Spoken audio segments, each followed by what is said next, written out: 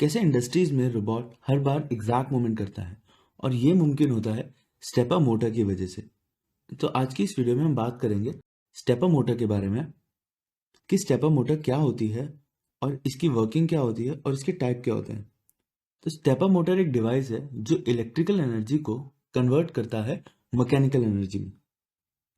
ये DC energy को stator में इस तरह से देता है कि स्टेटर में हम जो रोटेशन करा सकते हैं वो फॉरवर्ड में भी करा सकते हैं और रिवर्स में भी करा सकते हैं और स्टेप्स में भी हम उसको रोटेट कर सकते हैं। और अगर हमें कोई एग्जैक्ट पोजीशन पे भी रोकना तो वो भी हम रोक सकते हैं। वहीं पे अगर हम डीसी मोटर की बात करें तो डीसी मोटर सिर्फ कंटिन्यूसली रोटेट हो सकती है रिवर्स या फॉरवर्ड डायरेक्शन में। इसीलिए जहां पे हमें बिल्कुल एग्जैक्ट और एक्यूरेट मूवमेंट चाहिए होती है वहां पे हम स्टेपर मोटर का यूज करते हैं। और यही रीजन है कि स्टेपर मोटर इतनी ज्यादा यूज होती है रोबोट्स के अंदर, CNC machines, printers, printer scanners, 3D printer scanners, इन जगहों पे स्टेपर मोटर का बहुत ज्यादा यूज किया जाता है। तो जो स्टेपर मोटर होती है ये ड्राइवर से कनेक्ट होती है। ड्राइवर एक इलेक्ट्रॉनिक डिवाइस होता है जो स्विचिंग कराता है मोटर की मूवमेंट के लिए कि मोटर किस डायरेक्शन में मूव होगी और किस स्पीड में मूव होगी। और ये जो स्विचिंग होती है ये बहुत तेज हो सकती है, मतलब ऑन और ऑफ जो होता है वो बहुत तेज हो सकता है। इस ड्राइवर को कंट्रोल करने के लिए एक कंट्रोलर होता है जो ड्राइवर को पल्स देता है कि कब ड्राइवर की स्विचिंग ऑन होगी और कब ड्राइवर की स्विचिंग ऑफ होगी। जो ड्राइवर होते हैं उसमें इलेक्ट्रॉनिक स्विच होते हैं जो स्टेपर मोटर को कंट्रोल करते हैं मूवमेंट करने में। और हर मोटर के लिए अलग ड्राइवर होता है। और जो कंट्रोलर होता है वो कुछ भी पीएलसी हो सकता है या कोई भी ऐसा पार्ट हो सकता है जो ड्राइवर को कंट्रोल कर रहा है। जो ड्राइवर की स्विचिंग होती है वो कॉइल में करंट का फ्लो करती है पल्स की फॉर्म में। और अब ये पल्स मोटर की कॉइल में जाती है और वो मोटर की मूवमेंट कराती है जिससे कि मोटर स्टेप में मूव करती है। जो मोस्टली स्टेपर मोटर होती है ये 200 स्टेप में रोटेशन पूरा करती है। जो मोस्टली मोटर्स इंडस्ट्रीज में यूज होती है वो 200 पल्स में एक पूरा अपना रोटेशन करती है 360 डिग्री का। तो इसका मतलब वो अगर हम इसको कैलकुलेट करें तो 360 डिवाइडेड बाय 200 स्टेप्स जो कि 1.8 पर स्टेप हुआ। तो मतलब जो हमारी एक पल्स पे जो एक स्टेप मूव होता है वो 1.8 डिग्री का होता है एंगल के हिसाब से। तो उस हिसाब से हमारी मोटर 200 स्टेप लेती है एक रोटेशन पूरा करने में। तो इससे हमें हाई टॉर्क मिल जाता है और हमारी जो मूवमेंट होती है वो बहुत प्रिसाइज हो जाती है, मतलब एग्जैक्ट मूवमेंट हो जाती है। जो स्विचिंग का सीक्वेंस होता है ड्राइवर का जो मोटर को पल्स देता है वो ड्राइवर की रोटेशन स्पीड डिफाइन करता है। स्टेपर मोटर जो सबसे ज्यादा इंडस्ट्री में यूज होती है वो हाइब्रिड टाइप होती है। इस स्टेपर मोटर में दो ढक्कन लगे होते हैं आगे और पीछे और बीच में इसकी बॉडी होती है। इसमें दो बेरिंग होते हैं आगे पीछे जो कि उसको स्मूथ मूवमेंट में मदद करते हैं। जो शाफ्ट के या रोटर की स्मूथ मूवमेंट में मदद करते हैं जो कि शाफ्ट से फिक्स होते हैं। जो रोटर होता है वो परमानेंट मैग्नेट का होता है। रोटर में दो कप होते हैं, एक कप जो होता है वो नॉर्थ रोटर कप होता है, एक जो कप होता है वो साउथ रोटर कप होता है। और ये परमानेंट मैग्नेट रोटर होता है। जो स्टेटर होता है इसमें अलग अलग वाइंडिंग होती है। ये वाइंडिंग आपस में कनेक्ट नहीं होती है। अगर हमारे पास 8 वाइंडिंग्स है तो ये 4 के सेट में कनेक्ट होती है, मतलब दो वाइंडिंग एक ही वायर से कनेक्ट होती है। तो इस हिसाब से 4 सेट बनते हैं। जो स्टेटर होता है वो स्टेशनरी पार्ट होता है और जो रोटर होता है वो उसके अंदर फिक्स होता है। आप यहाँ देखेंगे यहाँ पे रोटर में टीथ है और यहाँ पे स्टेटर में टीथ है। जो रोटर के टीथ होते हैं, ऐसे अगर हम साउथ रोटर के टीथ की बात करें तो साउथ रोटर के टीथ है वो नॉर्थ रोटर के गैप में आते हैं। अलाइनमेंट जो होती है उनकी जो लाइन होती है वो नॉर्थ रोटर के गैप में होती है और वहीं पे नॉर्थ रोटर के जो टीथ होते हैं वो साउथ रोटर के गैप में अलाइन होते हैं। और ड्राइवर जो होता है वो कंट्रोल करता है कब किस कॉइल को करंट जाएगा।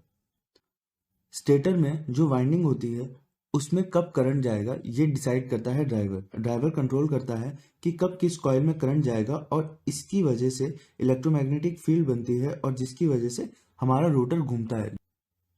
जो अंदर वाली साइड होती है स्टेटर की वहां पे भी टीथ होते हैं। इससे जो मोटर की रोटेशन है वो बहुत प्रिसाइज और एग्जैक्ट हो जाती है, मतलब सटीक हो जाती है। जो रोटर होता है उसमें ज्यादा टीथ होते हैं और जो स्टेटर होता है उसमें कम। तो अगर हम एग्जाम्पल लेके बात करें तो अगर रोटर के पास 50 टीथ हैं तो स्टेटर के पास 48 टीथ होंगे। जो डिफरेंस होता है, इससे जो सारे टीथ होते हैं वो एक साथ अलाइन नहीं होते, मतलब जो इनमें डिफरेंस है इसकी वजह से जो सारे टीथ हैं वो एक साथ अलाइन नहीं होते। तो जब एक सेट कॉइल की एनर्जाइज होती है तो जो कॉइल होती है वो इलेक्ट्रोमैग्नेटिक फील्ड बनाती है नॉर्थ और साउथ पोलैरिटी की।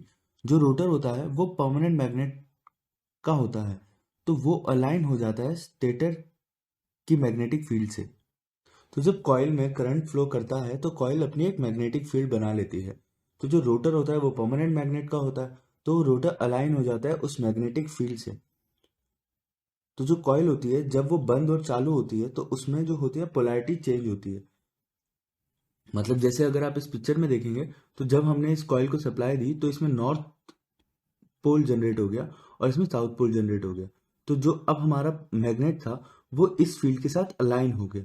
अब जैसे ही हम इसको बंद करेंगे और दूसरी वाली कॉइल को चालू करेंगे तो हमारी जो मैग्नेट है वो रोटेट करेगी, और इसी तरह से हम जो रोटर है उसको रोटेट कर सकते हैं थ्रू ड्राइवर। मतलब ये जो स्विचिंग करवाता है ये ड्राइवर करवा रहा है, तो ड्राइवर इस तरह से स्विचिंग करवा रहा है कि जो रोटर है वो रोटेट करेगा।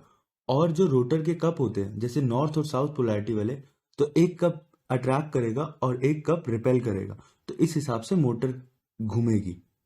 अब बात करते हैं वर्किंग और कंट्रोल के स्टेपर मोटर की। तो जो मैग्नेट होती है उसकी अपनी एक मैग्नेटिक फील्ड होती है जो कि ऑपोजिट को अट्रैक्ट करती है और सेम को रिपेल करती है। जब करंट वायर से फ्लो करता है तो वो अपने आसपास एक मैग्नेटिक फील्ड जनरेट करता है। अब अगर हम कॉइल की बात करें तो उसमें ये अपने आप आसपास एक मैग्नेटिक फील्ड बना लेता है नॉर्थ या साउथ पोल की, और हम इसकी पोलैरिटी चेंज कर सकते हैं करंट की डायरेक्शन को चेंज करके। अब हम मैग्नेटिक फील्ड को कभी भी जनरेट कर सकते हैं, बस सप्लाई को चालू या बंद करना है। और जो परमानेंट मैग्नेट होती है उसकी अपनी एक मैग्नेटिक फील्ड होती है, वो हमेशा रहती है। तो अब हम एक परमानेंट मैग्नेट को एक इलेक्ट्रोमैग्नेटिक फील्ड के बीच में रख दें और अब उसकी सप्लाई को बंद और चालू करें, तो जो मैग्नेट होगी परमानेंट मैग्नेट होगी वो अट्रैक्ट करेगी, और वो अट्रैक्ट करेगी और रिपेल करेगी, और उस वजह से उसकी रोटेशन होगी। और ये जो सब कंट्रोल करेगा ये स्विचेस कंट्रोल करेंगे जो हमारा ड्राइवर है। अब जितनी ज़्यादा कॉइल होंगी उतना ही ज़्यादा हमारी रोटेशन होगी और प्रिसाइज रोटेशन होगी। मतलब उतनी ही हमारी रोटेशन जो है वो बिल्कुल स्टेप्स छोटे स्टेप की होगी और सटीक होगी। तो जो रोटेशन हो रही है परमानेंट मैग्नेट की वो स्विचेस की वजह से हो रही है। और ये नॉर्मल स्विचेस नहीं है, ये स्विचेस ड्राइवर में है जो कि इलेक्ट्रॉनिक स्विचेस है जिनमें हम प्रोग्राम डाल सकते हैं, और जिनमें हम प्रोग्राम डालते हैं जिससे कि हमारी स्विचिंग तेज या धीरे होती है। अगला आता है हमारा स्टेपर मोटर के टाइप। तो पहला हमारा टाइप होता है परमानेंट मैग्नेट मोटर का। तो जो परमानेंट मैग्नेट मोटर होती है उसमें जो हमारा रोटर होता है वो परमानेंट मैग्नेट का होता है, जिसमें 4 कॉइल होती हैं, 2 पोल होते हैं। जिसमें 4 कॉइल होती हैं और 2 सेट की कॉइल होती है, मतलब एक वायर दूसरी कॉइल से कनेक्ट होती है। तो इस तरह से 2 सेट होते हैं कॉइल के, और दोनों जो कनेक्ट होते हैं ड्राइवर के डिफरेंट फेज से कनेक्ट होते हैं। अब जब एक कॉइल एनर्जाइज होती है रोटर की, मतलब मैग्नेट इसके साथ अलाइन हो जाती है, और फिर दूसरी कॉइल जब एनर्जाइज होती है तो मैग्नेट उसके साथ अलाइन हो जाती है। और इस तरह से हम कॉइल को ऑन और ऑफ करके मोटर को रोटेट करा सकते हैं। इसमें जो रोटर होता है वो 90 डिग्री रोटेट करता है हर स्टेप में।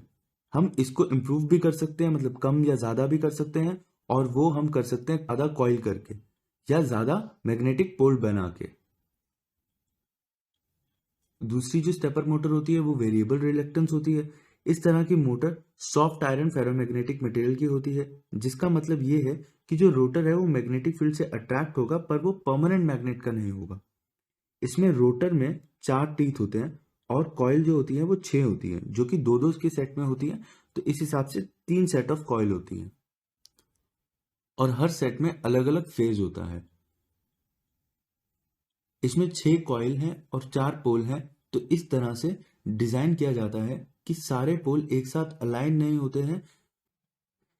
3 कॉइल के सेट होते हैं तो हम 3 स्विचेस यूज करते हैं। हम इसमें स्विचिंग करा के रोटर को घुमाते हैं, और इसमें जो रोटर की रोटेशन होती है वो 30 डिग्री के एंगल पे होती है। और इसमें भी हम रोटर के पोल और स्टेटर की कॉइल को बढ़ाकर उसके स्टेप्स को बढ़ा सकते हैं और एंगल को कम कर सकते हैं। जो थर्ड टाइप है वो है हाइब्रिड स्टेपर मोटर। इंडस्ट्रीज में सबसे ज्यादा जो यूज होती है वो हाइब्रिड स्टेपर मोटर होती है। इसको हाइब्रिड इसलिए बोला जाता है क्योंकि ये परमानेंट मैग्नेट स्टेपर मोटर और वेरिएबल रिलक्टेंस स्टेपर मोटर दोनों के कॉम्बिनेशन से बनी होती है।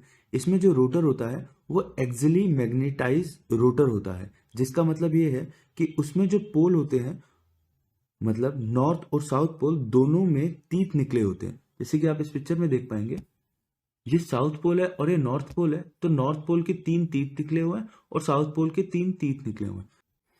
इसमें डिफरेंट नंबर ऑफ टीथ और कॉइल होते हैं, जिसकी वजह से सारे टीथ और कॉइल एक साथ अलाइन नहीं होते हैं।